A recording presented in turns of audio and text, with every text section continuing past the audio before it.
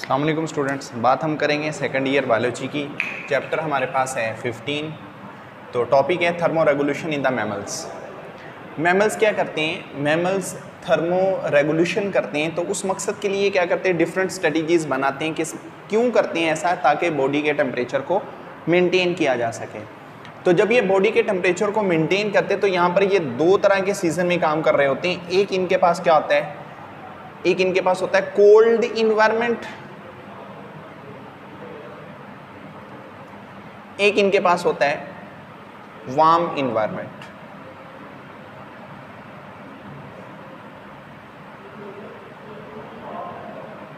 यानी कि यहां पर अब ये क्या करते हैं? कोल्ड टेम्परेचर में और स्ट्रेटजीज बनाते हैं, वार्म टेम्परेचर में ये और स्ट्रेटजीज बनाएंगे। अब यहां पर है कोल्ड टेम्परेचर। ये कोल्ड टेम्परेचर में क्या स्ट्रेटजीज बनाते हैं ताकि बॉडी के टेम्परेचर को मेंटेन करे, बाहर से टेम्परेचर अंदर आकर इनको कोई डिस्टर्बेंस क्रिएट ना करे। फिर वार्म टेम्परेचर के अंदर ये क्या करते हैं? अपनी ऐसी बॉडी की स्ट्रेटजीज बनाते हैं कि जिसके अंदर जो बॉडी है वो डिस्टर्ब ना हो। कोल्ड टेम्परेचर में ये क्या करते हैं? कोल्ड टेम्परेचर में एक तरीकाकार होता है इनके पास वैजो कॉन्स्ट्रिक्शन एंड वैजो डायलेशन। वैजो कॉन्स्ट्रिक्शन और दूसरा होता है वैजो डायलेशन। ये दो तरीकाकार होते हैं। अब दूसरा जो इनके अंदर मेथड होता है वो क्या होता है? Blubber fat. ठीक है। वार्म टेम्परेचर में ये क्या करते हैं? वार्म टेम्परेचर के अंदर इनके पास क्या होते हैं? स्वेट ग्लैंड्स होते हैं जो इवेपोरेशन करेंगे। ठीक है। फिर इनके पास क्या होता है? दूसरा तरीकाकार होता है स्प्रे ऑफ यूरिनेशन।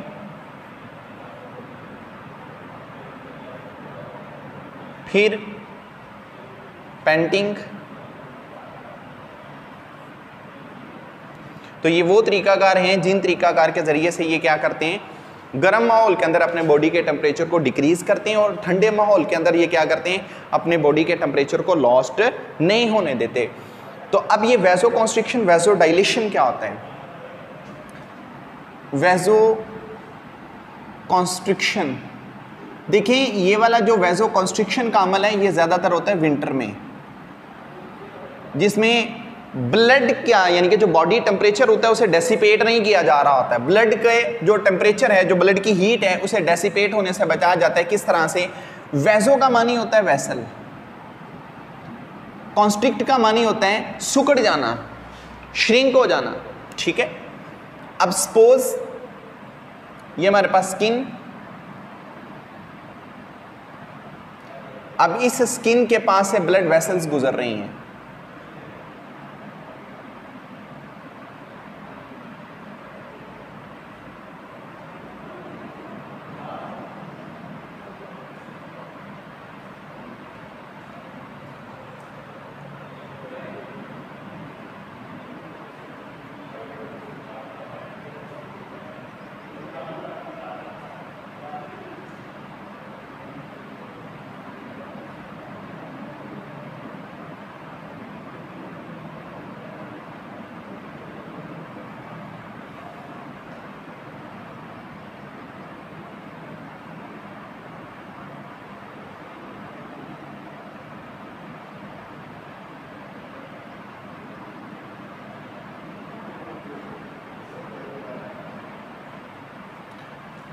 यहां से ब्लड आएगा, ब्लड फ्रॉम हार्ट, ये यहां से ब्लड आ जाएगा। ये यहां से नाली क्या कर चुकी है? कॉन्स्ट्रिक्ट कर चुकी है। अब ब्लड जो सा होता है ये स्किन बाईपास मूव करने लग जाता है। ठीक है। Blood move skin bypass. जब ब्लड यहां से मूव करते हैं तो फिर क्या होता है? ब्लड की बहुत कम हीट जो होती है वो इन्वायरमेंट में डेसिपेट होती है, मिनिमम लॉस ऑफ एनर्जी।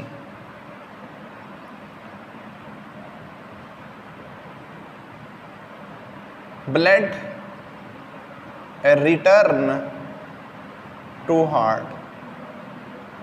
अब यहां से जो ब्लड होगा वो वापस दिल को चलाएगा। इस चीज़ को कहते हैं वैसोकॉन्स्ट्रिक्ट। देखिए यहाँ से नाली दब चुकी है, जब दबती है तो बहुत कम ब्लड जो सा होता है ना वो इस साइड को फ्लो होता है, जिससे क्या होता है यहाँ से हीट जो सी होती है वो इन्वायरमेंट के अंदर डेसिपेट नहीं होती। दूसरी डायग्राम अगर हम बना लें वैसोडाइलेशन की, ये स्किन आ गई,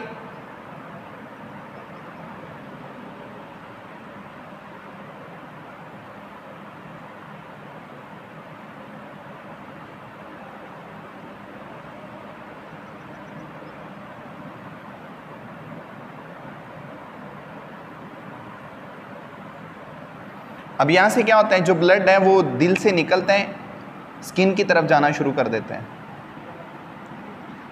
जब ब्लड जो सा होता है वो स्किन की तरफ जाना शुरू कर देता है, अब ब्लड की हीट जो सी होती है वो माहौल में डेसिपेट हो जाती है, यहाँ से रेडिएशन के फॉर्म में हीट बाहर निकल जाती है,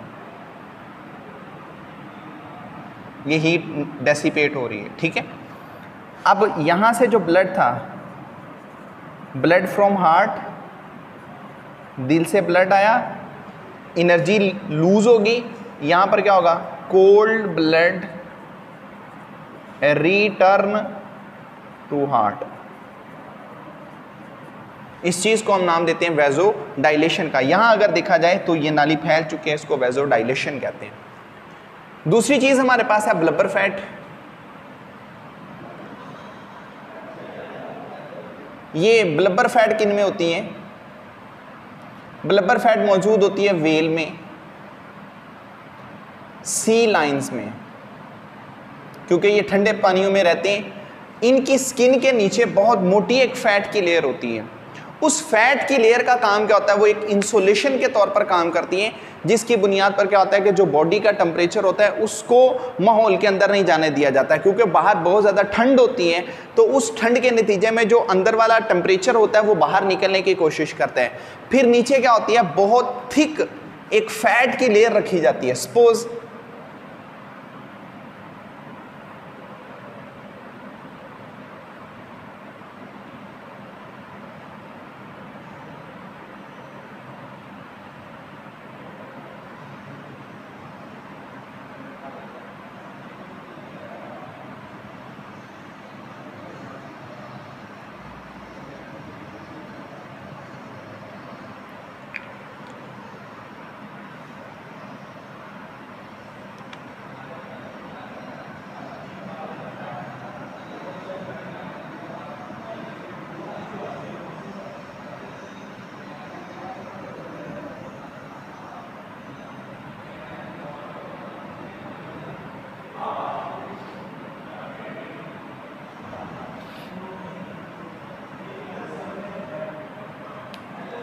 ये ऊपर वाली लेयर होती है, इसे एपिडर्मिस कहते हैं।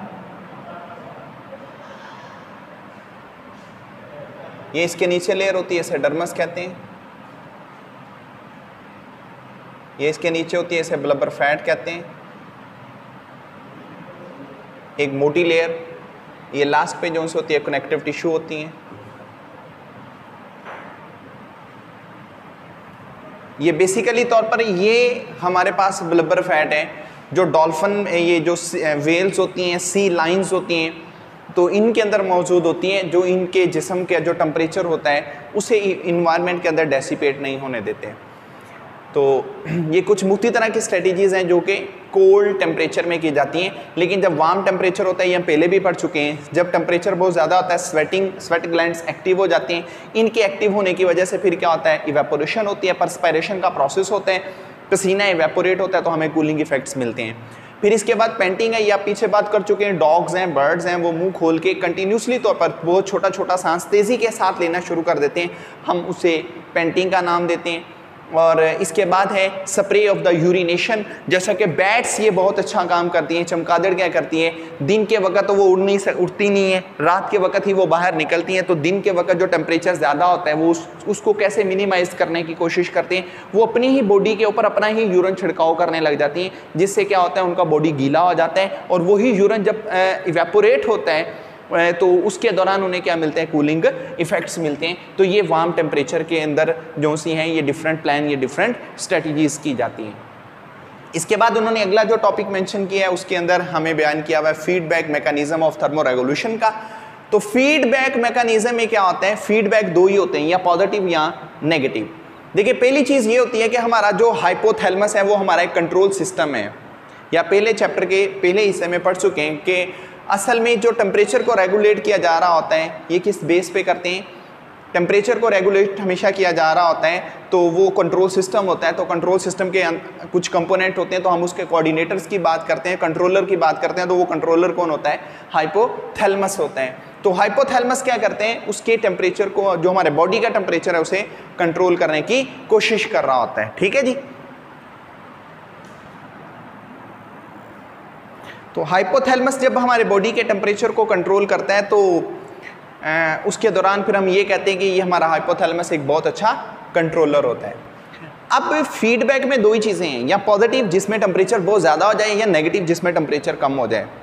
जब पॉजिटिव होते हैं, पॉजिटिव में क्या होता है, फीडबैक लाया जाता है। फीडबैक से मतलब क्या है कि उसको नॉर्मल रेंज पे लाया जाता है। जब बहुत ज़्यादा टेम्परेचर बढ़ता है तो उसको नॉर्मल लाने के लिए क्या किया जाता है वो हम जानते हैं, different strategies, sweat glands active हो जाती हैं, पेंटिंग की जा रही होती है। ठीक है, तो ये वो स्ट्रेटजीज होती हैं जिसपे क्या होता है, बॉडी के टेम्परेचर को डिक्रीज किया जा रहा होता है। जब हमारे पास कोल्ड टेम्परेचर आ जाता है, सर्दियां आ जाती हैं, जब नेगेटिव फीडबैक होना शुरू हो जाता है तो क्या होता है, अब उसके अंदर टेम्परेचर को गेन किया जाता है। टेम्परेचर को गेन कैसे किया जाता है वो भी डिफरेंट स्ट्रेटजी है, या तो मेटाबॉलिक रेट इंक्रीज कर दिया जाए, या फिर क्या होता है कि एंडोथर्मिकली तौर पर, एंडोथर्मिक में जो हीट है वो बॉडी के इनसाइड जो होती है वो जनरेट की जा रही होती है, या फिर क्या होता है सन बास्किंग की जाती है।